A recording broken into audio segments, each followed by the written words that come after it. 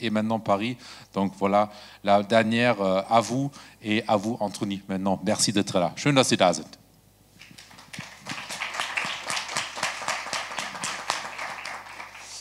Alors bonsoir à toutes et à tous, vous m'entendez correctement ? C'est parfait. Alors on a la chance ce soir de recevoir plusieurs personnalités sur ce plateau-là.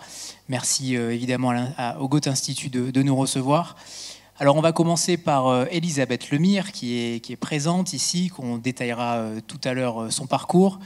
Elisabeth Lemire et Jacques Cotin, donc les postfaciers de Dans la nuit de Théa Hoffmann, le livre que vous voyez ici et qui est sûrement un petit peu partout là-bas, il y est ? Bientôt. Il est bientôt. Aux éditions donc, du Typhon, représentés donc, par leurs deux cofondateurs. Et évidemment, c'est particulier pour nous puisqu'on a débuté ces rencontres avec eux. Et donc, c'est une sorte de boucle temporelle qui se perpétue. On note que l'ouvrage a été traduit par Philippe Forger, qui est malheureusement décédé il y a peu, et illustré par Tristan Bodemain, qui est aussi présent dans la salle, et avec talent, bien entendu. Donc on le remercie aussi pour tout cela. Mais on aura évidemment la chance ce soir d'avoir une lecture, une très belle lecture, faite par Laurent Stocker, acteur et sociétaire de la Comédie Française, et on le précise, 501e après Molière, 511e, pardon, qui nous lira donc certains passages de chaque conte, qui sont des textes marquants. Et donc merci Laurent d'être parmi nous. Alors on commence par Elisabeth Lemire. Vous êtes une spécialiste des contes. Et à ce titre, vous avez également postfacé Le Chien Noir de Lucie Barat aux éditions du Typhon, qu'on avait déjà reçu une première fois dans la collection Les Hallucinés, une collection merveilleuse qui s'illustre avec du noir et blanc, comme vous l'avez vu. Et vous êtes également autrice et vous avez été enseignante également. Jacques Cotin, quant à vous, vous êtes ancien directeur littéraire de la bibliothèque de la Pléiade, spécialiste des mythes, quant à vous, et vous avez tous les deux déjà travaillé ensemble une première fois, il me semble, sur certains ouvrages, et vous dénichez des textes littéraires à vous deux, et c'est une chance de vous avoir ce soir avec nous. Bonsoir à tous les deux aussi. Alors évidemment, il y a les éditeurs du Typhon, Yves et Florian Torres, qu'on ne présente plus pour ceux qui nous suivent. J'aimerais que vous nous racontiez en préambule l'histoire de cette aventure avec E.T.A. Hoffmann, cet auteur qui est donc décédé il y a 200 ans, et notamment aussi la création de ce livre-objet, puisque c'est un merveilleux livre-objet illustré pour la première fois dans votre maison d'édition. Racontez-nous la genèse de la maison d'édition peut-être aussi, et de Théa Hoffmann. Comment est-il parvenu à vous ? Alors, merci en tout cas d'être présent, merci au Goethe Institut de nous recevoir, merci à tous les participants. E.T.A. Hoffmann, c'est un large sujet, mais pour la maison d'édition à 3 ans, et dans la maison d'édition, on a une collection, donc, comme tu le disais tout à l'heure, qui s'appelle Les Hallucinés, qui est dédiée à la littérature dite de mauvais genre. Donc on y trouve à la fois une littérature proche du courant gothique, proche de la littérature fantastique, qui accueille à la fois des auteurs dits de patrimoine, donc des auteurs du passé qui sont très importants dans nos pays voisins ou sur d'autres continents, inconnus en France, qu'on a traduit, qu'on a essayé de faire découvrir ici en France. Et c'est vrai que finalement, maintenant, avec le recul, on se rend compte que cette collection, Les Hallucinés, et sous le patronage de la figure d'E.T.A. Hoffmann. Pourquoi ? Parce que E.T.A. Hoffmann, c'est l'inventeur du réalisme fantastique.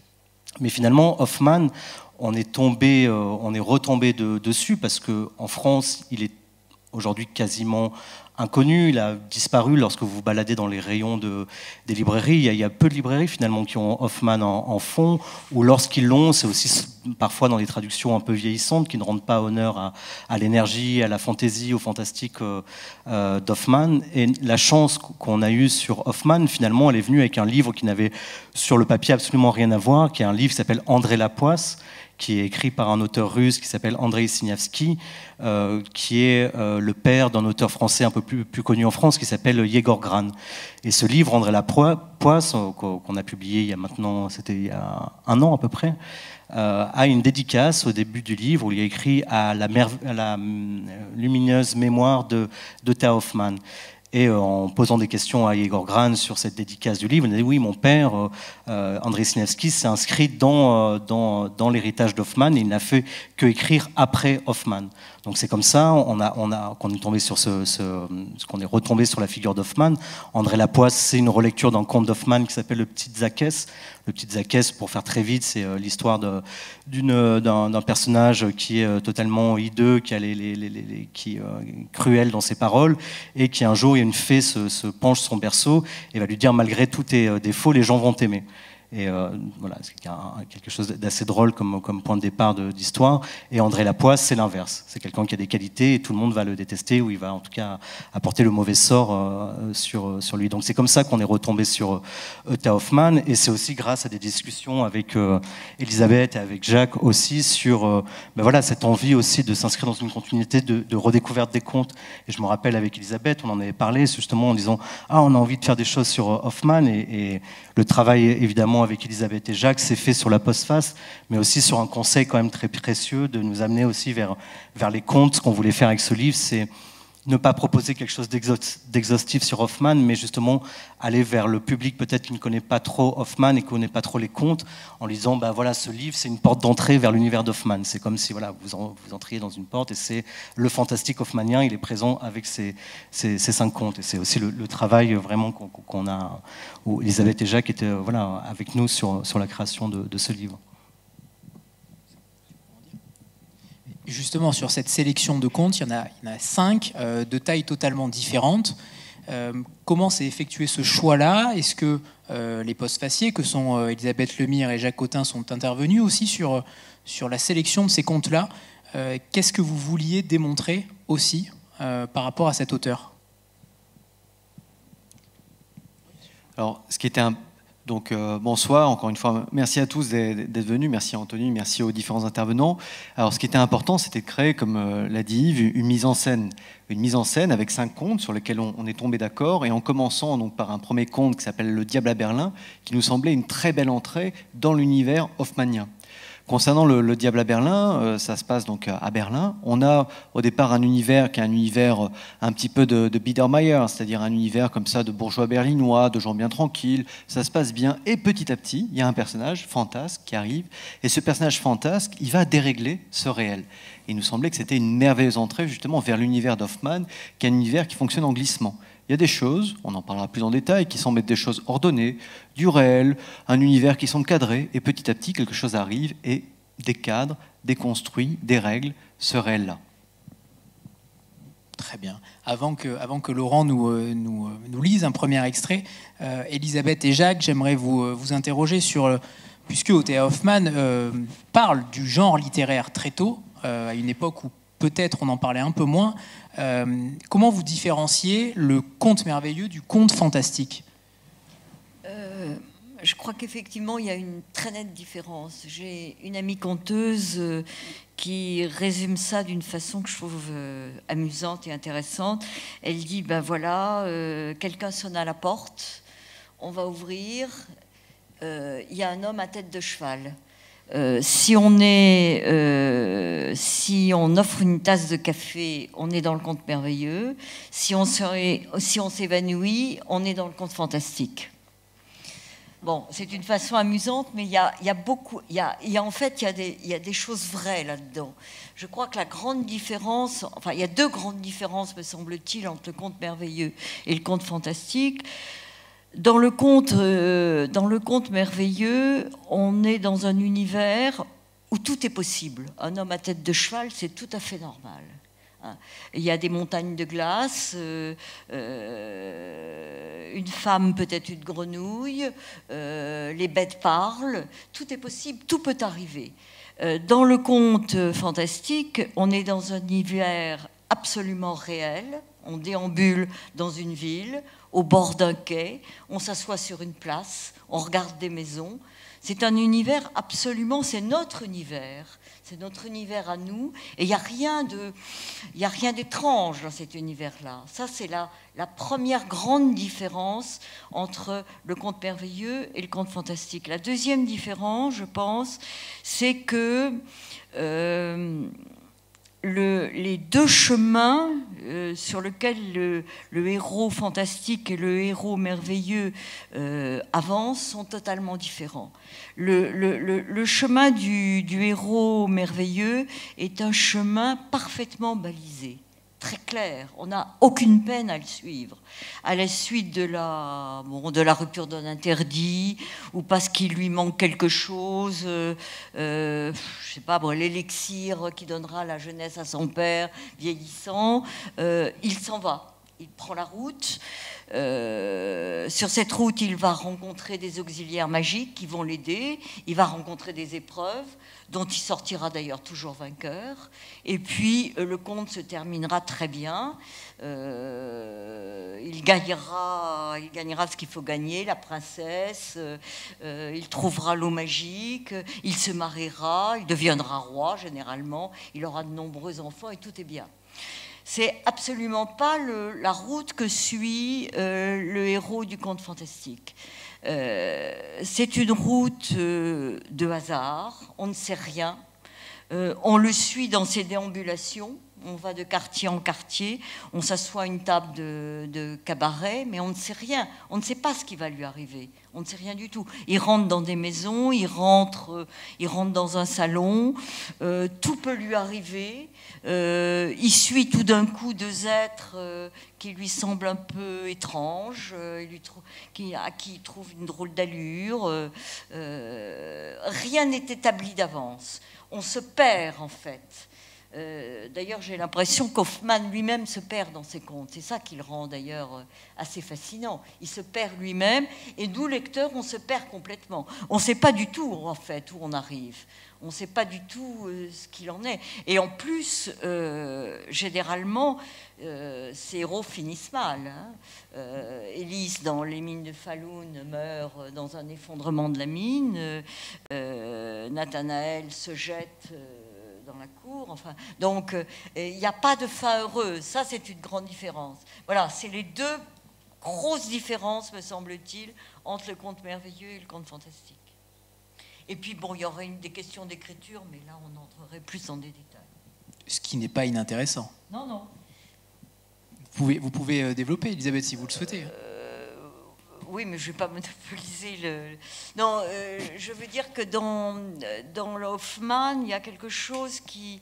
je veux dire que Hoffmann utilise beaucoup le jeu dans l'écriture de ses contes. Il s'interroge lui-même sur la réalité ou l'étrangeté de ce qu'il voit. Ça n'arrive jamais dans le conte merveilleux. Aucun conteur.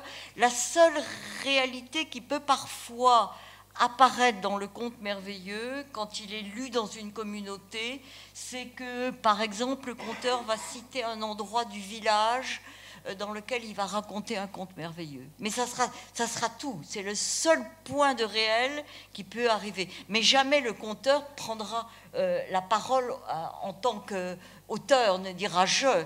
Or, Hoffmann le prend souvent. Et en plus, il interroge le lecteur. C'est comme s'il nous prenait à témoin de l'étrangeté qu'il vit et de l'étrangeté qu'il suit, enfin, qu'il découvre. Et ça, c'est une très, très grosse différence dans l'écriture avec le conte merveilleux. Sauf à la fin, peut-être, Elisabeth. Prenez le micro, Jacques, prenez le micro. Pardon. À la fin du conte merveilleux, le conteur ou la conteuse réapparaît pour, en quelque sorte, créer de la dérision en disant eh ben moi j'y étais pas, mais tout ce que je peux vous dire c'est qu'ils ont bien mangé, ils ont bien bu, etc. Oui, c'est une espèce d'apparition, mais dérisoire pour remettre le sens du conte, le faire retomber du merveilleux dans le réel, quelque part. Oui, me semble-t-il. Oui. Alors justement, pour illustrer ce premier conte, Le Diable à Berlin, Laurent Stocker va donc vous lire un premier passage dès maintenant. En l'an 1551, peu avant la nuit, l'on voyait un homme de belle prestance apparaître dans les rues de Berlin. Il portait un beau pourpoint ourlé de zibeline, un large haut de chausse, des souliers du plus bel effet, et sur la tête un béret bouffant en velours surmonté d'une plume rouge. Ses manières étaient agréables et avenantes. Il saluait tout le monde avec courtoisie, et plus particulièrement la gente féminine, à laquelle il adressait des compliments fort bien tournés. « Chère madame, si vous avez quelques souhaits, il vous suffit d'ordonner à votre très humble serviteur et il emploiera ses faibles forces à accomplir ce que votre cœur désire. » Ainsi s'adressait-il aux femmes de qualité avant de dire aux jeunes filles « Puisse le ciel vous accorder un mari aimant, digne de votre beauté et surtout de votre vertu. » Il ne montrait pas moins de bienveillance envers les hommes. Rien d'étonnant alors que chacun se prenne de sympathie pour l'inconnu et s'offre à l'aider lorsqu'il se trouvait devant un caniveau trop large pour qu'il puisse le franchir. Car malgré son élégante stature et sa solide santé, il était infirme d'un pied, ce qui l'obligeait à prendre appui sur une canne. Pourtant, si quelqu'un lui tendait la main, il faisait avec lui un saut d'au moins 3 mètres dans les airs pour ne retrouver le sol que 12 pas plus loin. Cela étonnait certes légèrement les gens. Et de plus, il arrivait aussi que les bons samaritains s'y foulent la cheville. L'étranger s'excusait platement en arguant qu'il avait été autrefois, avant son infirmité, premier danseur à la cour du roi de Hongrie et que, pour peu qu'on l'aide à faire quelques sauts, une vieille et irrépressible envie le reprenait aussitôt de bondir dans les airs comme au temps où il était danseur. Cela rassurait les gens et on finit même par se réjouir de voir un conseiller de ville, un curé ou toute autre honorabilité accompagner ainsi l'étranger dans ses cabrioles. Merci Laurent. Alors, oui, vous pouvez. Préparez-vous à applaudir puisqu'il y en aura 7. Voilà. J'aimerais qu'on contextualise aussi, puisque certains peut-être ici ne connaissent pas forcément la vie de Théa Hoffmann. J'aimerais que vous nous parliez de son parcours, de sa vie, qui est souvent appelé génie déglingué, et avec différentes formules, puisqu'il est passé longtemps également par l'opéra, par la musique. Expliquez-nous qui était ce Théa Hoffmann. Oui, alors ce qui est touchant justement chez les idoles littéraires, c'est qu'on peut trouver en somme 2 types d'idoles. C'est-à-dire qu'il y a les idoles absolument parfaites, qui ont écrit des livres que vous auriez voulu écrire, qui ont composé les poèmes que vous auriez voulu composer, qui ont fait un peu tout à votre place. Et on a, au contraire, une sorte d'idole un peu bancale, un peu cassée, un peu fragile, et c'est le cas d'Théa Hoffmann. Et Théa Hoffmann, il faut savoir que son grand rêve, c'est pas d'être écrivain, c'est d'être musicien. Il aurait voulu devenir un grand compositeur. Bon, il est né à Königsberg, donc aujourd'hui Kaliningrad, en Prusse orientale, qui était la ville de Kant et la ville de Ernst Wiechert aussi, auteur de romans d'Aberger. Bon, et il aurait voulu donc devenir un grand musicien. Le problème, c'est que quand il écrivait des mélodies, les mélodies qu'il avait en tête, quand il les écrivait sur le papier, elles étaient un peu plates. Le problème aussi, c'est que quand il essayait de les jouer, quand il calait ses doigts sur le piano, et ben ça sortait véritablement platement. Bon, et c'est au final qu'à la fin de sa vie, une vie qui était double, c'est-à-dire que le jour, il avait un poste de juriste, il travaillait très sérieusement, sa carrière était une carrière laborieuse parce qu'il s'est fâché avec énormément de notables, énormément de responsables, parce qu'il en faisait des caricatures, c'est-à-dire qu'en parallèle, il dessinait. Une vie double dans la mesure où il était aussi juriste, très sérieux, mais le soir, il passait sa vie à picoler dans les tavernes, il aimait beaucoup boire, etc. Et c'est justement lors d'une soirée de picole avec l'un des amis qui s'appelait Julius Hitzig, qui était éditeur et écrivain, qui lui a dit « Écoute, voilà, tu racontes tellement bien des histoires, t'es tellement rigolo, etc. Mets-toi à écrire. » Et il n'y avait jamais pensé. Il avait déjà écrit, mais il avait écrit sur la musique. Il avait écrit un texte magnifique sur l'âme romantique de Beethoven. Bon, donc il n'avait jamais écrit. Et là, il s'est mis à écrire, et très rapidement, c'est à la fin de sa vie, ce qu'il ne savait pas, mais en gros 7 à 8 ans avant sa mort, que cet homme-là, qui se vivait comme étant un raté, qui se vivait comme étant un perdant magnifique, qui se vivait comme étant donc une figure de beautiful loser, est devenu un grand écrivain. Et tout de suite, ces textes ont plu en Allemagne. Et ensuite, il y a eu un travail intéressant, un travail bancal fait par un passeur extraordinaire, mais très mauvais traducteur, Love Weimar, au XIXe siècle. Passeur extraordinaire parce qu'il a fait passer les textes d'Hoffmann en français, mais mauvais traducteur parce qu'en gros, quand il avait des difficultés, il disait « Oh non, ça c'est difficile », hop, il coupait. Et parfois, il inventait des choses. Donc les traductions qu'on peut retrouver en livre de poche, folio, etc., ce sont des traductions qui, en fait, sont des réinventions d'Hoffmann. Donc on a un passage entre la France, l'Allemagne, le monde germanique, le monde francophone, et au XXe siècle, il y a une résonance importante des contes d'Hoffmann, on en reparlera, chez Freud, Sigmund Freud. Donc voilà, auteur à la vie compliquée, aventureuse, détruite et qui se vivait non pas comme étant un génie absolu, mais comme quelqu'un qui avait raté sa vie, parce que sa grande vie, ça aurait dû être musicien. Mais en fait, cette musique, cette musicalité, ce rythme-là, il n'a pas réussi, encore une fois, à la retranscrire par la musique, mais par l'écriture. Comment on peut expliquer justement cette dichotomie entre le fait que sa musique soit très plate et son écriture autant exaltée? Est-ce qu'il y a une réelle explication à cela? C'est pour rebondir à ce que disait Elisabeth tout à l'heure sur la sensation quand on lit les contes d'Hoffmann, où il y a toujours quelque chose d'inachevé, quelque chose presque de l'état de brouillon, et je trouve que c'est intéressant sur la réception en France d'Hoffmann au XIXe siècle. Donc Balzac, Théophile Gautier ont fait des textes dans le style d'Hoffmann, et je ne sais plus où j'avais lu ça dans un critique qui disait que le fantastique chez les Français, quand Balzac s'était mis, c'était quelque chose de très sérieux, la façon d'appréhender ça. Et on sent chez Hoffmann que finalement, toute la frustration de ne pas avoir été musicien passe peut-être aussi dans la littérature et passe sur quelque chose où en fait, il ne prend pas du tout son activité au sérieux. Et comme le disait Florian, c'est sans doute une écriture aussi qui vient un peu sur le jeu, mais peut-être le jeu comme on a pu avoir plus tard avec les surréalistes, je suis dans une taverne, j'écris des contes sur ce que je vois, sur le dérèglement, sur le fantastique. Et chez Hoffmann, la jouissance, peut-être quand on le lit, c'est ça aussi, c'est qu'on a vraiment la sensation de quelqu'un qui ne se prend pas au sérieux. Et c'est rare aussi d'avoir un écrivain qui, par sa profession, n'est pas dans quelque chose, finalement, il a sans doute jamais voulu être écrivain, alors qu'il voulait vraiment être musicien. Et c'est vrai que Florian disait, sur sa carrière, il y a des choses, en tant que musicien, dramatiques.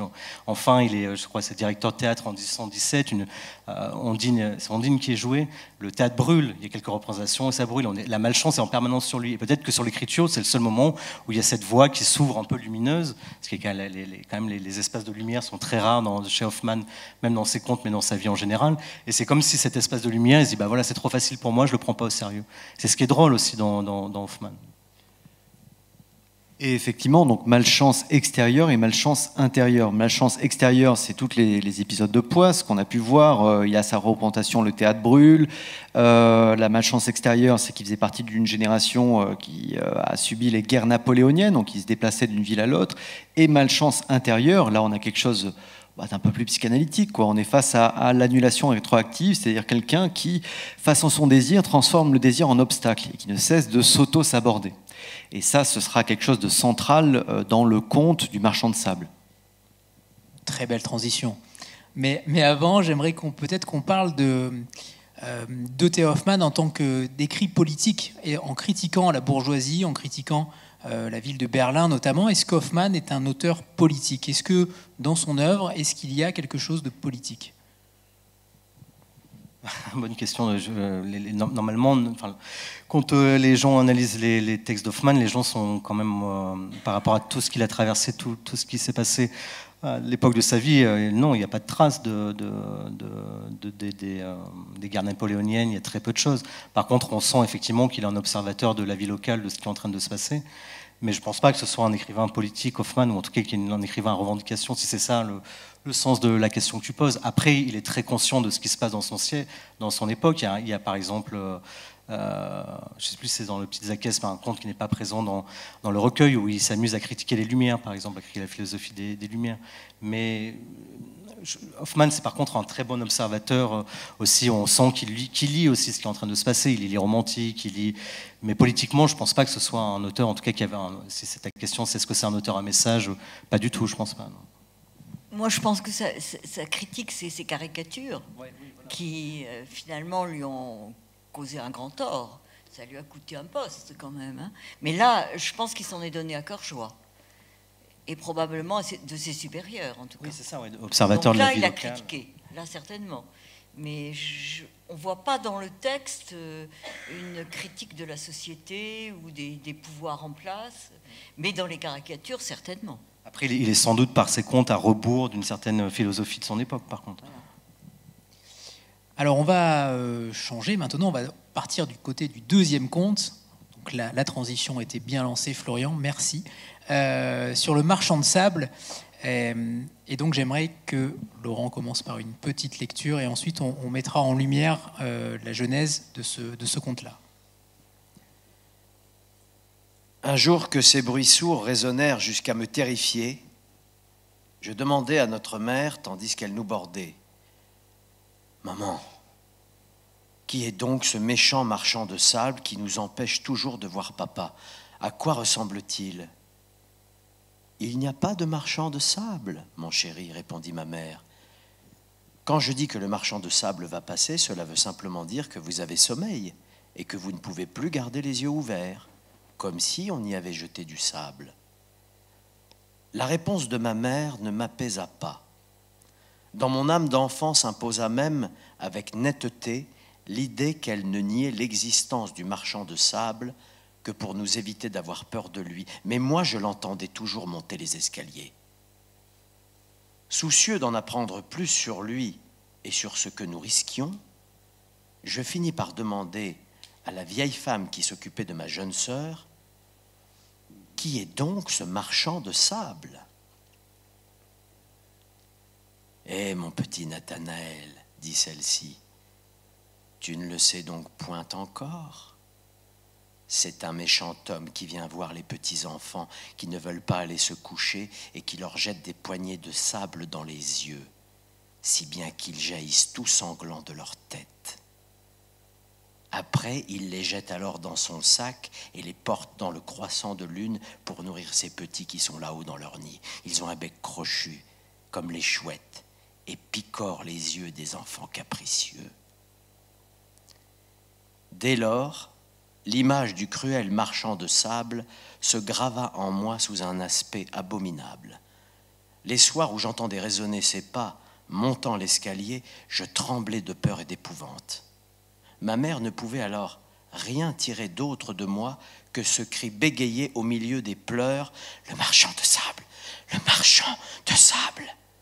Sur quoi je courais dans ma chambre et toute la nuit, l'imminente apparition du marchand de sable me torturait. Puis je devins assez grand pour concevoir que cette histoire de marchand de sable avec sa nichée dans le croissant de lune n'était sans doute pas tout à fait exacte. Néanmoins, le marchand de sable demeurait pour moi un fantôme effrayant et j'étais saisi d'horreur, voire d'épouvante, quand je l'entendais non seulement monter l'escalier, mais aussi ouvrir violemment la porte de la chambre de mon père pour y pénétrer. S'il s'absentait parfois, c'était pour mieux revenir plusieurs fois de suite. Cela dura des années. Il m'était impossible de m'habituer à ce spectre sinistre, et l'image de cet horrible marchand de sable restait vivace en moi.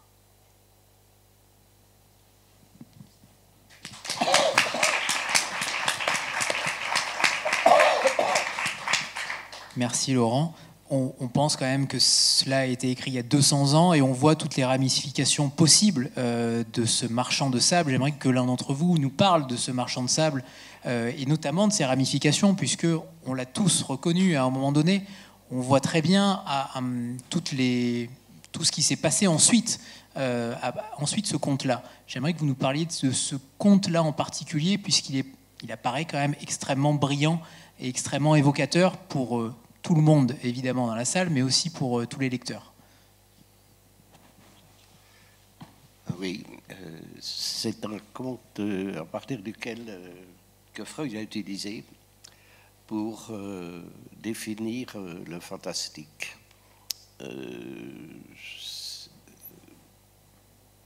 Il part ainsi, Freud. Il y a ce qui est familier, ce qui est connu, ce qui est habituel. Et en allemand, ça se dit Heimlich. Heimlich, dans Heimlich, il y a la maison, c'est-à-dire ce qui est de l'ordre de l'intime. Et d'un seul coup, dans cet univers connu, reconnu, familier, quelque chose dérape.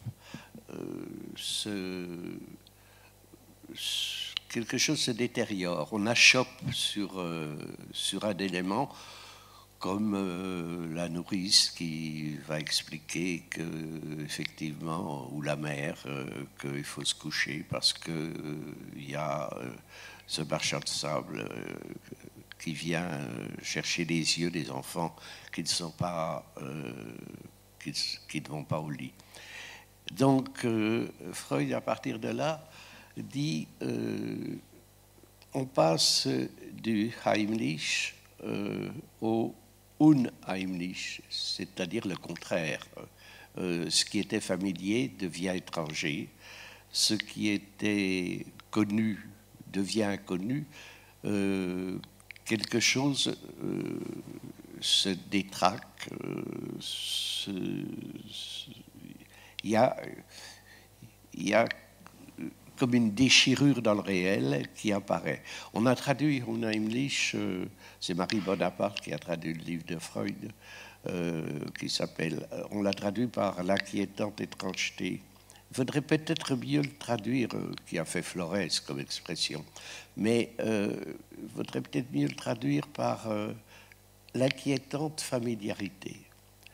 C'est-à-dire que ce qui était connu, d'un seul coup, passe à de l'inconnu.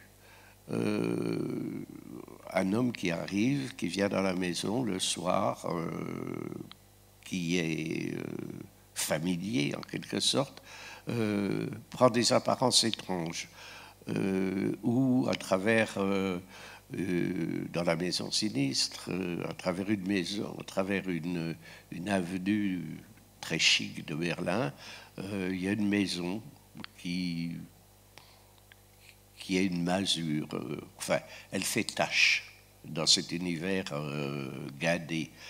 Et soudain, le héros du récit s'arrête et regarde cette maison dont les volets sont fermés, qui a l'air inhabité, et il est bloqué devant cette maison comme quelque chose qui ne s'explique pas.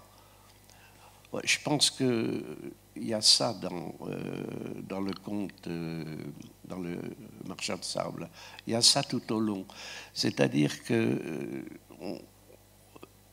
on se trouve devant un personnage, puis ce personnage est redoublé, on parlera peut-être des doubles tout à l'heure, ce personnage est redoublé, puis ce personnage, est-ce que c'est le double de l'autre?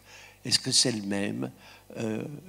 Tout devient branlant, tout devient incertain. Et c'est à partir de là que naît une espèce d'angoisse sous-jacente, sourde, parce que Hoffmann ne donne jamais d'explication. On est devant cet autre qui est peut-être le même, mais qui est peut-être vraiment un autre. Et jusqu'à la fin du conte, on ne saura pas vraiment si c'était le même ou si c'était deux personnages différents. Et en cela, c'est très contemporain. Ça fait partie d'une sorte de figure d'ambivalence. J'aimerais que vous nous parliez de cela. Est-ce lui, est-ce Theo Hoffmann, qui a créé cette notion de double et qui a inspiré tant d'autres auteurs ensuite? Bon, les doubles, oui, ça existe aussi. Il y a un roman de Dostoïevski qui s'appelle Le Double. Mais il y a aussi, il faudrait parler d'Edgar Poe. Il y a une nouvelle d'Edgar Poe qui, à mon avis, un conte d'Edgar Poe, qui, à mon avis, est peut-être le plus proche d'Hoffmann pour définir le fantastique. Cette nouvelle d'Edgar Poe s'appelle William Williamson. Et ce personnage a quelqu'un qui le suit partout et qui s'appelle lui aussi William Williamson et qui lui ressemble étrangement.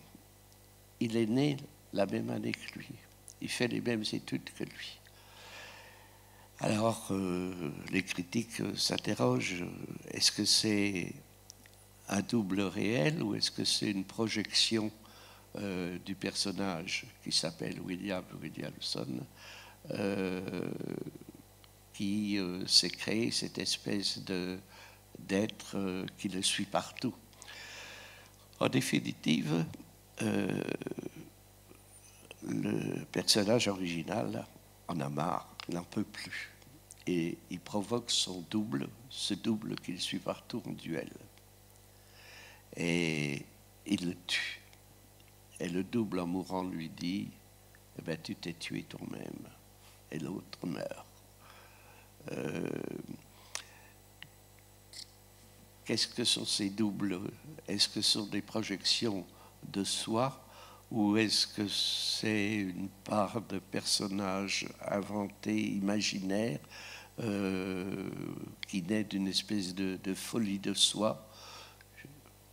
On ne sait pas, on reste incertain.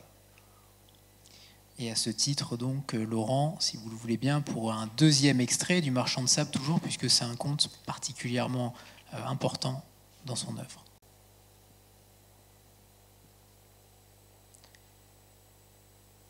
Nathanaël avait purement et simplement oublié qu'il y avait sur terre une Clara qu'il avait aimée. Sa mère, Lothar, tous avaient disparu de sa mémoire. Il ne vivait que pour Olympia, auprès de laquelle il restait des heures à se répandre en fantaisie sur son amour. Sans faiblir, il discourait sur sa soif d'une vie intense, sur les affinités psychiques électives, sur toute chose qu'Olympia écoutait religieusement. Du plus profond de son pupitre, Nathanaël sortit tout ce qu'il avait jamais écrit. Poèmes, fantaisie, visions, romans, récits, augmentés quotidiennement de sonnets, stances et canzone, s'envolant dans l'azur. Et il ne se lassait pas, les uns après les autres, de les lire à Olympia des heures d'affilée. Il faut dire que jamais il n'avait eu d'auditrice aussi formidable. Elle ne brodait ni ne tricotait, ne regardait point par la fenêtre, n'avait point d'oiseaux à nourrir, point de bichon ni de minou avec qui jouer. Elle ne roulait entre ses doigts aucune boulette de papier, ni rien d'autre d'ailleurs. Elle n'avait pas besoin de réprimer un bâillement par une petite toux affectée. Bref, elle restait des heures à fixer son amant dans les yeux sans bouger, ni même esquisser le moindre geste, son regard devenant de plus en plus brûlant et de plus en plus vivant. C'est seulement lorsque Nathanaël finissait par se lever en lui baisant la main, et sans doute aussi les lèvres, qu'elle disait « Ah ah !» et parfois « Bonne nuit, mon cher !» Ô toi, âme admirable de profondeur, s'écriait Nathanaël une fois dans sa chambre. Il n'y a que toi, toi seul pour me comprendre entièrement. Il tressaillit d'extase en pensant à la symbiose qui se révélait jour après jour entre son âme et celle d'Olympia. Car il lui semblait que les propos tenus par Olympia sur son œuvre, et plus généralement sur ses dons de poète, venaient du fond de son âme à lui, et même que cette voix était sortie de sa bouche. Certes, il fallait bien qu'il en fût ainsi, car Olympia ne prononçait jamais d'autres mots que ceux déjà mentionnés. Mais si Nathanaël, dans ces instants de lucidité, venait à se souvenir de la passivité totale et du quasi-mutisme d'Olympia, il n'en disait pas moins les mots. Que sont les mots? Son regard céleste en dit plus long sur tous les mots de la terre. Est-il donc possible à un enfant du ciel de se faire aux contours étroits de notre pitoyable pesanteur?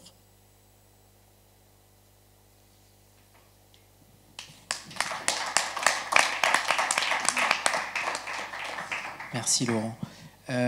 Alors E.T. Hoffmann, c'est aussi comment dire, il a de l'humour, un humour discret, on va-t-on dire. Évidemment, c'est un humour 19e siècle, mais un petit peu d'humour et surtout provocateur. Il fait preuve d'irrespect souvent, et on l'a dit tout à l'heure dans les caricatures.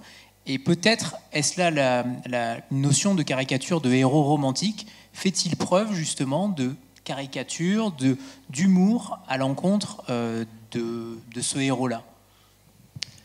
Alors oui, parce qu'effectivement, chez Hoffmann, on l'a dit tout à l'heure, on a à la fois une version romantique qui va être la critique des Lumières. Critique des Lumières entendue comme une certaine version des Lumières qui serait un monde entièrement régi par la raison, un monde qui serait plein, un monde qui serait raisonnable, un monde qui serait ordonnable, fait simplement d'une réalité factuelle. Et lui dit, ah non, c'est pas tout à fait le cas, notre réalité, elle est jamais entièrement factuelle. Elle est également de l'ordre de la projection, de l'ordre du fantasme, de l'ordre du symbolique, bon. Mais en même temps, Hoffmann, il n'est pas du côté pleinement romantique, il ne va pas que encenser des personnages exaltés. Il ne va pas que encenser des personnages exaltés qui seraient là pleinement faits de désir, qui seraient qu'en expulsion, qui seraient qu'en impulsivité. Là, on l'a entendu avec l'extrait lu, on a aussi un envers du personnage romantique dans le personnage de Nathanaël, le personnage principal du Marchand de Sable, un envers du romantisme dans le double féminin de Nathanaël dans le conte Vampire, et également dans le personnage de Théodore dans La Maison Sinistre, où on a un personnage qui devient amoureux de ses visions. Là, dans le texte qu'on a entendu, dans l'extrait qu'on a entendu, on a le personnage caricature de romantique qui s'appelle donc Nathanaël, qui est amoureux d'une femme. Tous ses amis lui disent, ah, cette femme, elle a l'air d'être un peu sotte, quoi. Et lui il dit, non, au contraire, vous avez vu, elle aime mes poèmes, elle m'écoute, elle m'entend, elle m'idéalise. Et cette femme, c'est une poupée. Donc évidemment, lui, il faisait quoi? Que projeter ses fantasmes sur quelqu'un qui était évidemment pas à la hauteur de ses projections. Donc on voit que chez Hoffmann, il y a un retournement aussi, c'est son humour grinçant, où il va se moquer des gens qui sont dans leurs exaltations et qui en fait se prennent les pieds dans le tapis. Moi, je suis pas tout à fait d'accord. Je trouve que c'est au contraire tragique. Je vois pas du tout d'humour là. Je trouve que c'est tragique, cet homme qui s'éprend de cette poupée qui va voir effectivement mise en morceaux, enfin déchirée, et je trouve ça profondément tragique. J'arrive pas, j'ai beaucoup. Alors je sais que moi je suis quelqu'un de lugubre, j'ai absolument pas le sens de l'humour, donc je comprends pas les histoires, les histoires drôles, je les comprends pas, donc je suis pas bien à même d'en parler, mais vraiment là, je trouve ça au contraire tragique. Enfin, moi ça me bouleverse. Mais en fait, tu as beaucoup d'humour, mais tu peux pas l'avouer. Non, je pense pas. Je pense que Freud dit d'Olympia. Vous ne pensez pas qu'elle n'a pas d'humour, Jacques? Ça fait 40 ans qu'il me connaît. Alors... Non, oui, je suis d'accord avec Elisabeth, je ne trouve pas du tout ça. Je vois pas beaucoup d'humour dans Hoffmann. Je vois de la dérision. Freud explique par exemple que Olympia n'est qu'une projection de Nathanaël. Qu'elle n'a, comme les doubles, tout à l'heure j'en parlais un peu, mais il faudrait s'interroger sur la réalité des doubles. Est-ce qu'ils existent ou est-ce que c'est des projections du héros du conte? On ne sait pas. Et donc Freud, c'est un passage d'ailleurs difficile à comprendre, je ne suis pas sûr de bien l'avoir compris, où Freud dit Olympia n'est que une projection mauvaise ou une projection des désirs de Nathanaël. Et pour finir, elle sera détruite, effectivement, elle sera déchiquetée, elle sera mise en morceaux comme quelque chose qui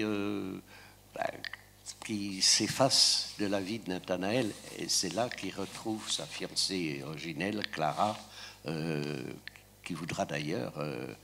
projeté dans le vide, comme s'il voulait détruire celle qu'il avait vue détruire devant lui. Mais d'ailleurs, c'est intéressant parce que ce thème de la poupée, enfin, on le retrouve chez Kokoschka, qui fabrique aussi une poupée et qui détruit d'ailleurs, qui détruit lui-même. Et dans le spectacle de Pina Bausch, de Kokoschka, à l'Opéra Garnier, qui est qui met en scène, enfin, c'est ce désir des hommes vis-à-vis des femmes. Il y a un homme qui a une poupée qu'il malmène tout le temps, pendant que les autres hommes malmènent les femmes. Il malmène la poupée. Je trouve que c'est très fort, ce thème de l'Olympia poupée qui est complètement déchiqueté. C'est très... C'est pour ça que je ne peux pas arriver à trouver ça ironique. Enfin. En fait, moi, je trouve que parfois, la question de l'humour, elle passe par la question de la perception. Par exemple, la scène du bal, où justement le dessin de Tristan, je le trouve très représentatif, presque sur l'humour hoffmannien. C'est peut-être sans doute de la dérision aussi. C'est lorsque le héros est persuadé de vivre une situation pleinement et qu'il ne se rend pas compte de ce qui se passe autour de lui. Mais c'est tragique, ça. C'est tragique. C'est dérisoire. Tragico-comique. Si tu veux, dérisoire. Voilà, parce que justement... c'est pas de l'humour, en fait. Oui, mais il y a quand même oui, c'est peut-être plus de la dérision. Et par exemple, dans le Ce que je trouve dessin... peut-être où il y aurait une trace d'humour, c'est quand les compagnons de Nathanaël parlent de ces personnages qui ont un sixième sens, qui les font... Là, il y a une espèce de mise à distance. Effectivement, une mise à distance où on peut trouver dans cette mise à distance une forme d'humour. Mais... Oui, pour moi, par exemple, elle est aussi présente dans la façon dont il force le trait en permanence, quand même, Hoffmann, par exemple. Tu sais, dans le passage de Vampire, quand tu as le personnage principal qui veut absolument avoir le même château que tout le monde, tu sais, au tout début du conte, il y a quand même quelque chose qui passe aussi par le fait de forcer le trait en permanence et de vouloir absolument ressembler à ce que l'autre veut que l'on ressemble. Ça, je trouve que l'humour passe un peu justement par la perception et le regard des autres. Dans le bal, par exemple, moi je trouve ça drôle de le moment où il danse avec Olympia, où en fait tous ses amis ont conscience de ce qui se passe et pas lui. C'est tragique, certes, mais c'est un humour. C'est presque un humour noir, un peu presque aussi. Deuxième couche de Florian. On n'est pas dans son temps, là. Et comme disait Romer, et ça s'applique à Hoffmann aussi, on voit que tous les malheurs sont dans la projection. Et on voit justement la force d'Hoffmann par rapport à ça, de ses différentes lectures et interprétations, et les zones de tension, de désaccord par rapport à ce qu'on peut lire de ces personnages qui s'inventent des choses et qui certes sont dans une figure tragique parce qu'ils projettent sans cesse et que le réel leur résiste. Il y a une figure tragique et nous, peut-être parce que nous sommes des éditeurs, donc il y a une figure tragique dans l'édition, nous trouvons ça drôle. C'est le moment d'annoncer le projet sur les contes et l'humour avec Elisabeth et... en one-woman show. J'ai déjà décliné. C'est vrai. Non, mais tout cela prouve bien que Théa Hoffmann est quasiment illisible en réalité, ou a en tout cas plusieurs interprétations possibles selon le lecteur, selon les spécialistes. C'est ce qui fait la richesse du texte. Mais pas illisible. Hein. Pas illisible. Lisible chez Le Typhon uniquement. Troisième conte, et là c'est celui de Vampire. J'aimerais que vous nous en parliez, puisqu'il a évidemment eu une résonance forte depuis Théa Hoffmann.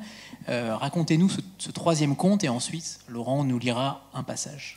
Bon, donc c'est un stand-up, c'est très drôle de A à Z.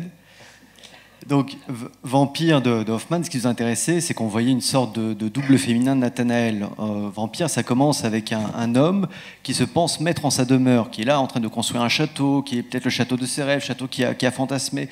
Et puis il accueille une femme dont on lui a dit du mal par sa famille, et cette femme a une fille, il s'en amourage, sauf que cette fille-là est comme Nathanaël, traumatisée. C'est-à-dire qu'il y a quelque chose de son passé qui reste en attente. Laurent, c'est à vous.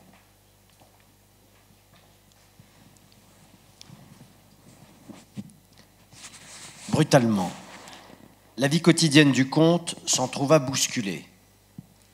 Il ne pouvait s'empêcher de croire qu'une faveur particulière du destin avait amené à lui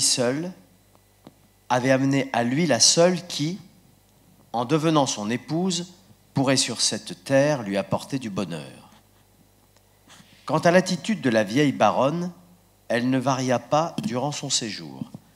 Elle restait silencieuse, grave et même renfermée sur elle-même, montrant quelquefois de la douceur d'âme et un cœur ouvert à tout plaisir innocent. À la longue, le comte s'accoutuma au visage étrangement sillonné et blême, à la silhouette spectrale de la vieille femme, attribuant l'ensemble à son état maladif ainsi qu'à son penchant pour la nuit, car il avait appris de ces gens qu'elle faisait souvent des promenades nocturnes à travers le parc en direction du cimetière. Hippolyte ressentait de la honte de s'être laissé de la sorte influencé par les préjugés de son père, dont ne s'était pas débarrassé son vieil oncle, qui le pressait instamment de vaincre le sentiment qui s'était emparé de lui et de renoncer à une union qui, tôt ou tard, ne pourrait que précipiter sa perte. Mais ces prêches manquèrent entièrement leur effet. Convaincu que son amour était partagé, le comte demanda la main d'Aurélie, et on peut facilement imaginer avec quelle joie la baronne qui, ainsi arrachée à sa pauvreté, accepta cette demande au bord de l'apoplexie. La pâleur et ce trait particulier qui indique un tourment profond et insurmontable avaient disparu du visage d'Aurélie.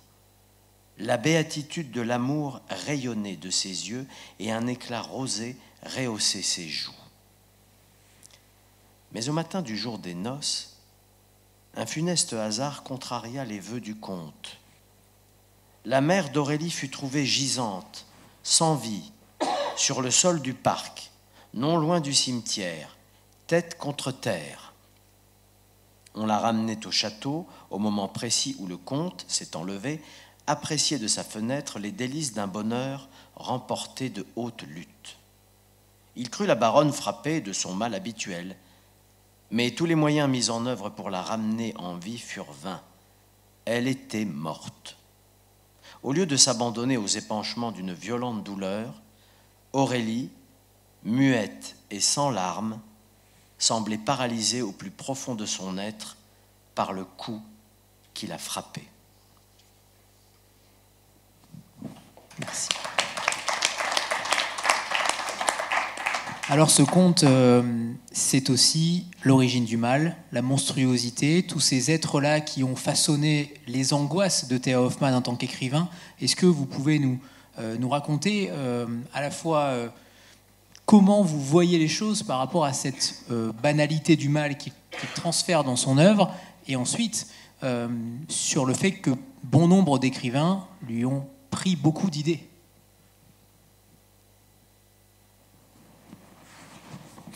C'est pas facile comme question. Bon, la banalité du mal, on va pas aller chez Arendt quand même. Oui, je pense que tout à l'heure on parlait de la biographie d'Hoffmann. Je pense que quelque part il est passé. Florian n'a pas dit que, en fait, si je crois, son vrai métier c'était d'être juriste. Et donc il ne devait pas très, surtout dans les conditions des guerres napoléoniennes où il a été transplanté de ville en ville, y compris dans une ville de Pologne absolument petite où il n'y avait rien, pas de théâtre, pas de cabaret, etc. etc. Donc, quelque part, on peut dire, si on regarde la biographie d'un autre point de vue que du point de vue historique, en définitive, Hoffmann, bon, pour manger, il était fonctionnaire, pour avoir un salaire, mais d'un autre côté, il s'est cherché à travers le dessin, la peinture, il a pris des cours de peinture, à travers surtout la musique, ce qu'il voulait être et qui n'a pas pu être, ou pas réussi à être pour être reconnu, et qu'en définitive, c'est tout à la fin de sa vie qu'il s'est mis à se faire reconnaître à travers ses écrits qui ont eu tout de suite un succès énorme. Et c'est là qu'en définitive, il a trouvé cette espèce d'autre qui cherchait désespérément, peut-être. Et on a l'impression que dans ses écrits, il a enfin pu délivrer ou se débarrasser de tout ce qu'il avait porté en lui, d'échecs, de ratage en amour, de non-reconnaissance du public, et qui les a injectés, produits, délivrés, décrits dans les contes. Et qu'il y a probablement une part d'Hoffmann à travers les héros qu'il met en scène, une part d'Hoffmann, une part, j'allais dire, sa part ténébreuse, sa part sa part difficile, cette partie de lui qui était difficile à vivre. Je crois que c'est tout ce qu'on peut dire sur le mal chez Hoffmann. Oui, justement, comme disait Jacques aussi, la part ténébreuse, et c'est ce que disait tout à l'heure Elisabeth, entre la différence du conte merveilleux et du conte fantastique, c'est qu'effectivement, chez Hoffmann, c'est pas pour rien aussi qu'on a appelé le recueil Dans la nuit de Ta Hoffmann, c'est que, et vous le disiez, enfin, c'est très bien dit d'ailleurs aussi dans votre postface, à la fois, c'est pas du tout le même décor qu'en conte traditionnel, et tous les ténèbres intérieures résonnent au moment où la nuit tombe, et en fait dans tous les contes finalement le schéma narratif s'accélère au moment où la nuit arrive. Par exemple, tout à l'heure dans l'extrait de Laurent, il y a cette question quand la mère dit aux enfants la bonne nuit, elle sait que la nuit va être mauvaise parce qu'elle sait que le marchand de sable va arriver. Et on a la sensation, c'est un peu comme Baudelaire après, plus tard avec les soleils noirs, qu'en fait c'est la nuit qui est un reflet de toutes les angoisses intérieures, et c'est le motif narratif et le décor qui s'installe pour justement, comme disait Jacques, faire exalter toute... C'est très emblématique dans les mines de Falun, qui se passe au centre de la Terre, dans cette espèce de labyrinthe, de chemin de mine. Enfin, c'est vrai que toute l'atmosphère d'Hoffmann, c'est la nuit, le brouillard, l'urbanité, les rues obscures. Et ça fournira d'ailleurs toutes les images du cinéma expressionniste. Je trouve que quand Élise est sur les quais, là, ça fait penser à l'arrivée de Nosferatu dans le film de Murnau. Enfin, c'est exactement la même. Et quand il veut louer une maison, ça fait penser à la maison sinistre. Enfin, c'est vraiment le décor. Hoffmann a donné tout le décor du cinéma expressionniste allemand. Enfin, pour moi, enfin, du moins. Il y a peut-être une notion pour le mal qui se trouve d'ailleurs à la fois dans le Marchand de sable et dans Vampire, c'est la notion de fantôme qui revient assez souvent. Par exemple, Clara dit à son frère Nathanaël plusieurs fois, elle lui écrit et elle lui dit, il n'est pas d'accord du tout avec elle, mais elle lui dit, quand il aura reconnu que Coppelius et Coppola ne sont que des fantômes de son propre moi, eh bien, il sera guéri.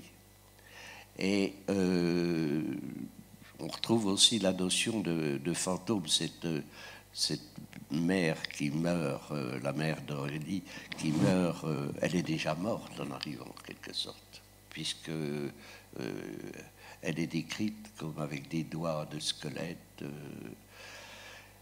La notion de fantôme qui revient souvent, ce serait peut-être la part du mal chez Hoffmann.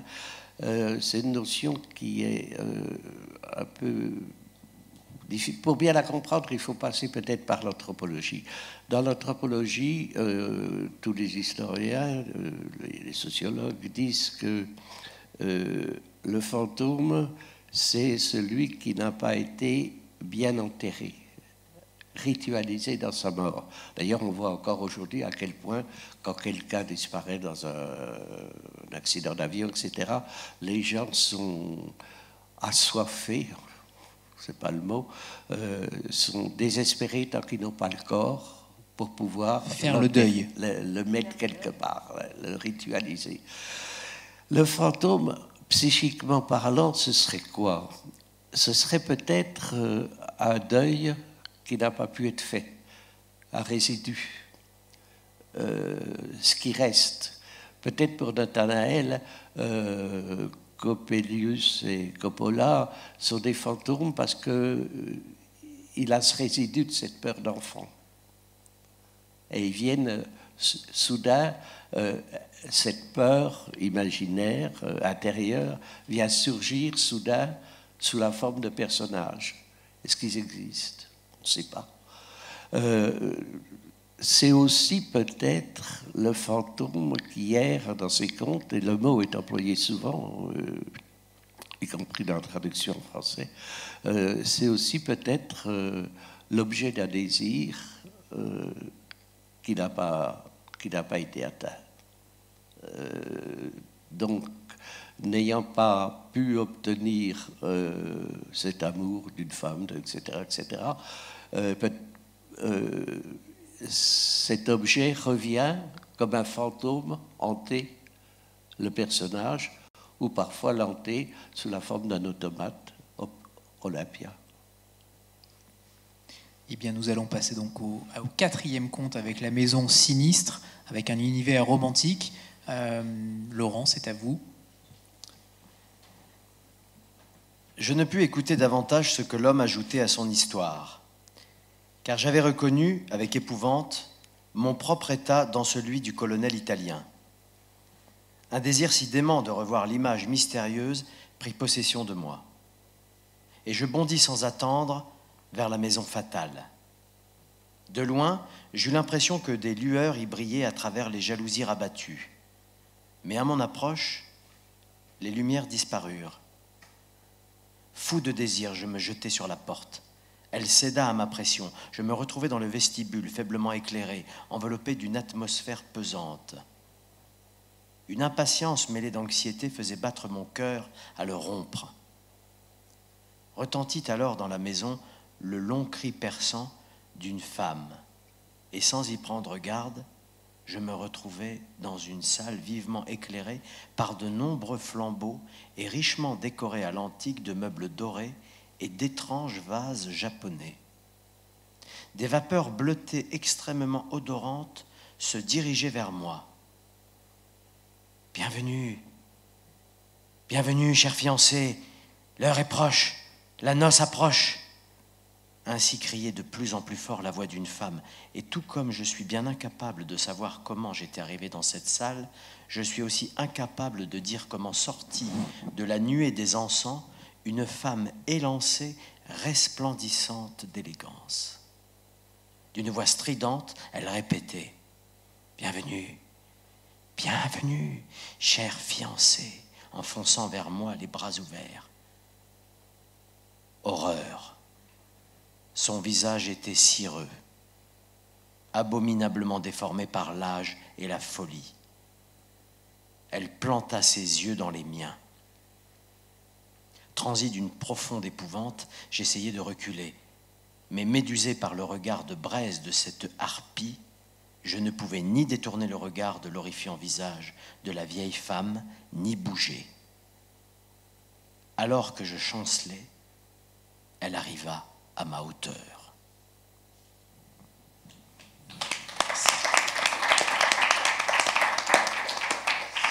Alors j'aimerais que l'un d'entre vous mette en lumière cette maison sinistre dont Jacques a parlé tout à l'heure, cette maison dans une bourgade huppée qui fait tache, pourrait-on dire. Racontez-nous cette histoire-là, racontez-nous comment Hoffmann peut écrire sur ce genre de maison-là qu'il a forcément, j'imagine, imaginé et imaginé en mal. Donc, dans la maison sinistre, on est avec une bande d'amis, c'est un peu des personnages peut-être d'écrivains, d'intellectuels, en tout cas il y en a un qui ressort, qui est un peu l'être romantique, qui ne cesse de voir des choses un petit peu partout. Et il raconte une histoire en disant qu'il se promenait comme ça dans le Champs-Élysées de Berlin, où dans ce Champs-Élysées de Berlin, il voyait des maisons qui étaient plus propres les unes que les autres, plus impeccables les unes que les autres, et au milieu de toutes ces maisons, il y avait une maison étrange. Et cette maison étrange va être un moteur à fantasmes, où il va voir énormément de choses, il va projeter des choses. Il va voir des choses, quand il ne verra pas des choses, il en sera déçu, et quand il verra des choses, il voudra voir plus loin. Et on va voir sans cesse un texte qui va travailler sur ces visions. Et par rapport à ce que tu disais tout à l'heure, la question de la ramification, c'est évidemment que Hoffmann, visionnaire, ses visions vont inspirer énormément de cinéastes. Et ce qui comptait pour nous dans ce texte-là et dans le recueil qu'on a proposé, c'était proposer donc de nouvelles traductions qui faisaient entendre la vivacité d'Hoffmann, sa dérision, son travail, mais également d'associer ça avec, pour nous, un travail formidable d'un illustrateur contemporain qui s'appelle Tristan Bonnemain, qui est ici présent et qui vous proposera, si vous le souhaitez, des dédicaces de ces recueils, en créant un texte qui soit un texte illustré. C'est-à-dire que de ces visions naissent des visions. Et ces visions, ces illustrations, elles ne sont pas simplement là, évidemment, pour figer l'imaginaire. Au contraire, elles permettent de créer un liant, une mise en scène entre les textes. Et créer un liant en faisant quoi ? En faisant des illustrations qui sont en fait une fête. C'est-à-dire une invitation à lire les autres textes, une invitation à aller plus loin, une invitation à continuer. Une fois qu'on a fini un texte, on a une image qui est comme une lumière où on se dit tiens, qu'est-ce qui se passe ailleurs? Et ce qu'est-ce qui se passe ailleurs, c'est la question fondamentale de la Maison Sinistre qu'on a essayé d'illustrer et sans doute réussi grâce au talent de Tristan Bonnemain qui est ici et qu'on peut applaudir chaleureusement, quoi. Et c'est aussi la question du miroir. Il est beaucoup question de miroir dans l'œuvre d'Hoffmann, et notamment dans ce conte-là. J'aimerais que vous nous parliez, peut-être, Elisabeth, Jacques, de cette notion de miroir, de double, certes, mais là, on est davantage sur le miroir, sur le fait qu'on puisse se voir d'une manière différente. Oui, il y a un critique qui a dit, je ne sais pas, quand le miroir apparaît dans un conte, on va entrer dans le fantastique. C'est le déclencheur du fantastique. Alors le miroir a beaucoup de... On pourrait parler du stade du miroir, en parodiant Lacan. Bon, je ne m'y risquerai pas, mais quand on arrive effectivement devant le miroir, il se passe plusieurs choses. Il se passe que on peut ne plus se voir. On ne se voit plus. On voit quelque chose d'autre. On voit par exemple, je crois que c'est dans Le Diable, dans Marchand de sable, non, c'est dans un autre conte. On voit des yeux qui ne sont pas les siens. Alors on se voit, mais ce qu'on oublie toujours, c'est qu'on se voit à l'envers. On se voit à l'envers de soi, dans un miroir. Et donc, en se voyant à l'envers, on s'interroge, est-ce que il y a une question d'identité qui se pose? Est-ce que ce moi à l'envers, c'est moi? C'est encore moi? Ou c'est un autre moi que moi? Alors, il y a aussi autre chose, c'est dans la Maison Sinistre, c'est que le miroir devient quelque chose qui touche des fois au conte merveilleux, un peu, c'est qu'on voit, comme dans la Maison Sinistre, on voit soudain, à travers le miroir, une femme qui apparaît. Alors, il est dans la rue, il regarde avec son miroir à la fenêtre de cette Maison Sinistre, et il voit une magnifique jeune fille, jeune femme, etc. Un passant derrière lui dit mais non, c'est un tableau, c'est un portrait. Le miroir nous permet de voir ce qu'on veut bien y voir. Donc, on entre, mais ce miroir de poche qu'il a acheté à un marchand ambulant lui permet, en revanche, une fois qu'il repart, qu'il est chez lui, de voir la femme qu'il a vue à la fenêtre.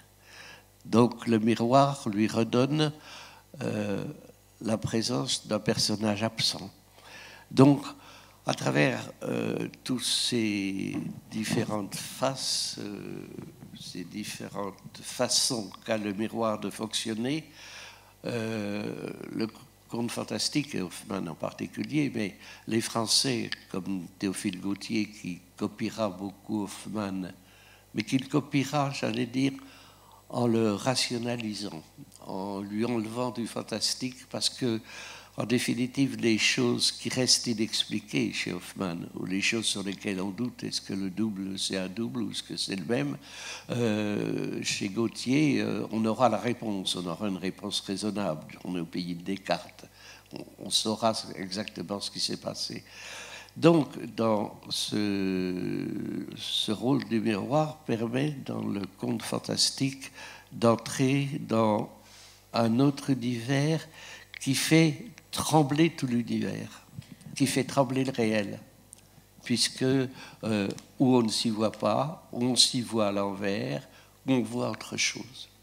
Et même, j'ajouterais qu'il est tellement fort, ce rôle du miroir, c'est que quand il va rencontrer dans un dîner la fille qu'il voit dans le miroir, il n'éprouvera plus de désir. Il n'a du désir que pour l'image de la fille dans le miroir. Ça, je trouve ça d'une force extraordinaire. Le miroir devient beaucoup plus fort que le réel. Le réel, finalement, casse le pouvoir de ce que peut permettre le miroir. Et puis il y a quand même le conte d'Hoffmann où l'homme abandonne au miroir son image. Ce qui est totalement antinomique avec notre société actuelle Absolument. où le miroir est totalement Absolument, partout. Et là, l'homme a perdu son image dans un miroir. Je trouve absolument... Ça me hante, ce conte, d'ailleurs. Je me dis qu'un jour, peut-être, je perdrai mon image comme ça. Je trouve mais ça... pas l'humour. Non, mais quand on y réfléchit, ça peut vous hanter, en fait. Et le fait que l'homme n'éprouve plus de désir quand il voit la femme en réalité, je trouve ça d'une puissance extraordinaire comme trouvaille d'auteur.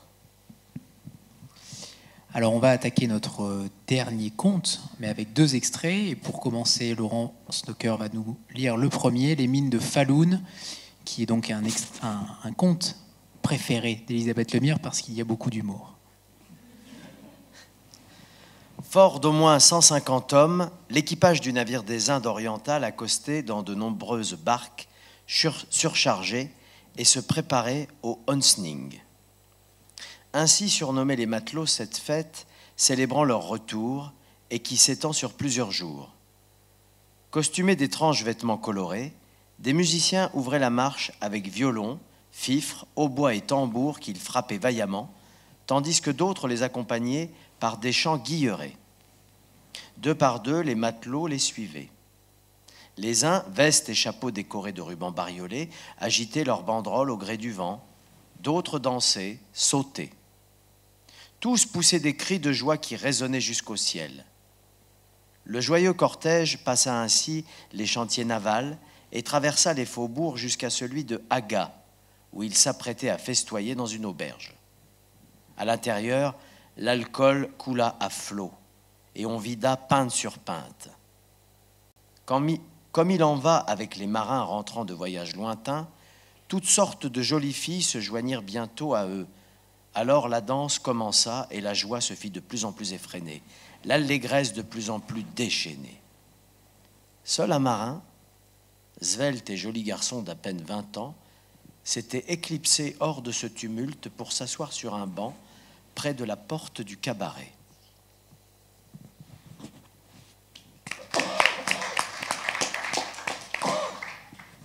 Alors, comme vous l'avez constaté, il y a un univers cinématographique dans ce conte, et notamment avec un magnifique travelling. J'aimerais que vous nous parliez de cet apport du cinéma, en tout cas que Theo Hoffmann a créé. Est-ce qu'il a véritablement créé quelque chose? Est-ce qu'il a innové une façon d'écrire, une manière de décrire un univers qui deviendra cinématographique plus tard? Mais comment vous l'expliquez? Est-ce que vous l'avez vu, contrairement aux différences avec l'humour? Là, pour le coup, c'est assez unanime. On en parlait tout à l'heure sur le cinéma. Il y a quand même des points de convergence assez forts. Oui, ce qui nous intéressait dans cet extrait-là, comme tu l'as dit, c'était de montrer le travelling, et Elisabeth en a parlé. On voit à quel point le cinéma expressionniste, d'ailleurs Nosferatu c'était 1922, vous voyez, 100 ans après Hoffmann, va se nourrir de Hoffmann. Et on a ces auteurs, on pense à Tim Burton, au conte gothique, mais qui connaissait également Hoffmann. On pense au réalisateur japonais Miyazaki, qui a adoré Hoffmann et qui s'est servi de tout ça. Et c'est intéressant aussi, vous aurez peut-être l'occasion d'échanger avec Tristan tout à l'heure, si vous le souhaitez, Tristan Bonnemain, l'illustrateur, pour les gens justement qui sont là et qui ont cette capacité à retranscrire visuellement tout ce pouvoir, qui est le pouvoir de la mise en scène hoffmannienne. Et ce qui est intéressant dans ce texte des mines de Falun, c'est qu'on a une dimension également extrêmement graphique au niveau des lignes, c'est-à-dire que c'est l'histoire d'un marin. Ce marin, au bout d'un moment, il va s'ennuyer, il est pris, pour ainsi dire, de vertige horizontal. Et ce marin qui était sur une ligne comme ça, horizontale, va se retrouver à devenir mineur, et ce mineur, c'est une ligne verticale. Et il va aller dans les confins. Et ce qui nous plaisait, et ce qu'on peut appeler, nous, à notre façon, un univers cinématographique chez Hoffmann, c'est cette façon, comme les grands films, à la fois de nous abolir et de nous révéler. Et c'est ce qu'on retrouve dans les contes d'Hoffmann. J'aimerais, Elisabeth, puisque c'est votre conte préféré, j'en suis certain, que vous nous parliez de ce lien avec les rêves, avec le fantasme, avec les fantasmes notamment. Je pense qu'il y a là un des plus beaux rêves de la littérature, le rêve de l'intérieur de la mine. D'abord, il y a ce rêve extraordinaire du début où il rêve en fait que le ciel devient la terre et l'océan devient le ciel. Il y a déjà ce complet renversement du monde, en fait, que je trouve déjà extraordinaire. J'avais jamais vu, enfin, j'ai jamais vu cette image nulle part en littérature dans un livre. Et puis il y a le rêve extraordinaire de l'intérieur de la mine, où il a cette image de ces plantes absolument extraordinaires, de ces fleurs d'où surgissent des femmes merveilleuses, des fleurs, des pousses, des racines, et il est complètement, on a l'impression qu'il est complètement enlacé par son rêve, et il rejoint finalement, alors là c'est assez, je trouve que c'est assez fascinant, parce qu'on a l'impression qu'il rejoint ce que le vieux mineur qu'il a introduit à la mine lui dit, la reine mère de cet univers, et qu'il confond avec sa propre mère.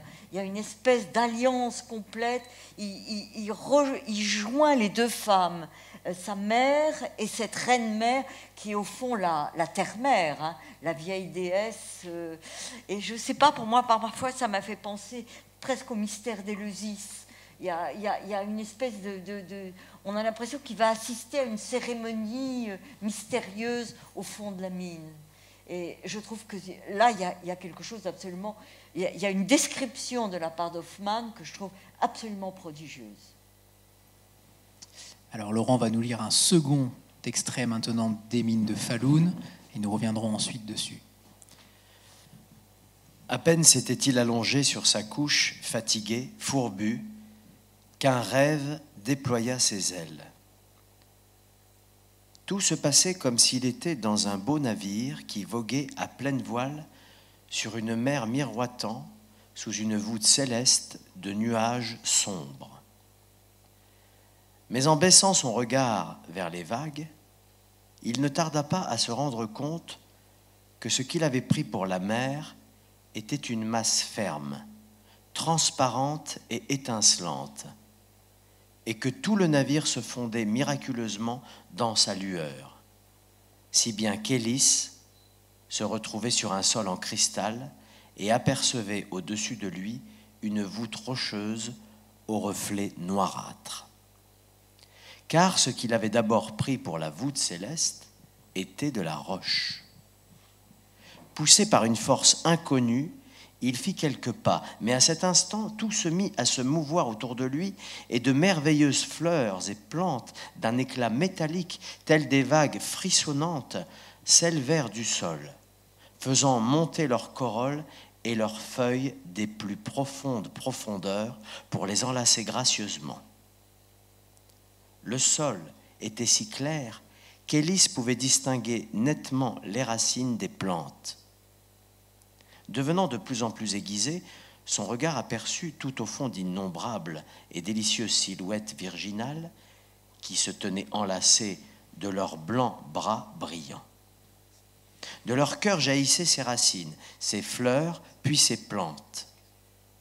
Lorsque les nymphes souriaient, un son doux et harmonieux parcourait la vaste voûte, et les merveilleuses fleurs en métal s'élançaient toujours plus haut et plus joyeuses.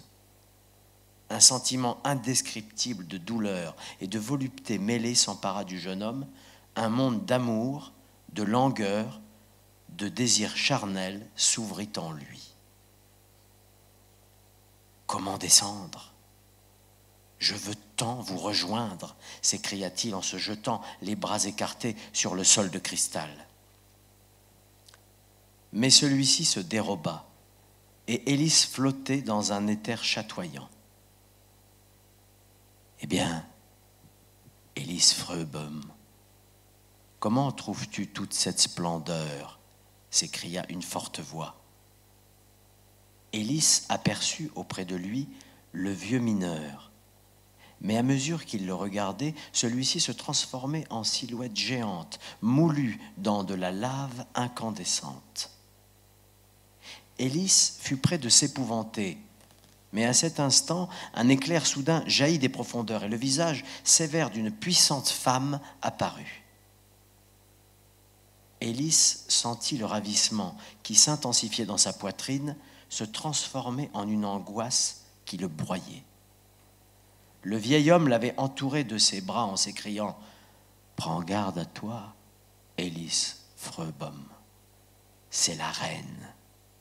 Tu peux encore tourner ton regard vers les cieux. » Sans y penser, il tourna la tête et s'aperçut que les étoiles du ciel nocturne luisaient à travers une fissure de la voûte céleste. Une voix douce et triste appela son nom en une plainte larmoyante. C'était la voix de sa mère. Il crut voir sa silhouette là-haut où naissait la fissure. Mais c'était une délicieuse jeune femme qui, depuis les cieux, lui tendait la main en l'appelant par son nom. « Emporte-moi là-haut, dit-il au vieil homme. Je suis de ce monde supérieur et de ce ciel bienveillant. »« Prends garde à toi, dit l'homme d'une voix sourde. Prends garde à toi, Fröbom. Sois fidèle à la reine à qui tu t'es voué. » Mais comme il plongeait de nouveau son regard dans le visage figé de cette puissante femme, il sentit que tout son être disparaissait dans la roche brillante. Pris d'une peur sans nom, il poussa un hurlement qui fendit ce rêve merveilleux dont la félicité et l'épouvante résonnaient au plus profond de son être.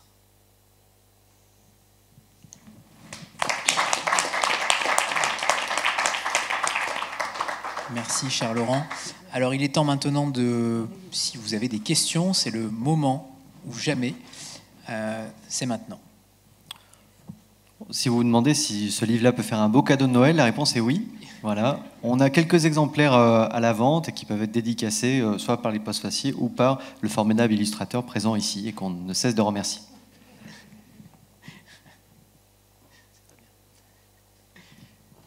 Oui. Vous avez parlé de réinvention par le premier traducteur, Weimar, je crois. Pendant combien de temps a prévalu cette traduction ? Ces traductions, c'était quoi, 1848, je crois, les traductions de Weimar. Ces traductions-là, c'était des adaptations dans le sens où il y avait vraiment des coupes à l'intérieur du texte pour que ça aille plus vite. Et ensuite, il y a eu des traductions qui ont été faites, c'était quand dans les années 50, par Madeleine Laval et Albert Béguin, de l'intégralité des textes d'Hoffmann, mais avec certaines, comme ça faisait une somme importante de textes, avec certaines reprises de traduction de Love Emma. Et nous, sur ces traductions de Philippe Forget, c'était, bon, évidemment, on n'était pas dans une volonté d'exhaustivité, mais c'était avec ces 5 contes de les proposer vraiment avec de nouvelles traductions, et non pas avec l'inspiration de Weimar.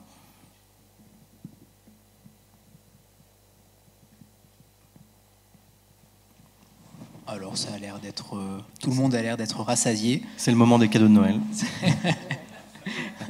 Merci infiniment à Aurélie Marquet du Goethe Institut, merci au Goethe Institut évidemment de nous accueillir, et merci à tous ceux présents pour cette belle rencontre, et merci évidemment à vous et à l'équipe Lille dans son ensemble. Merci.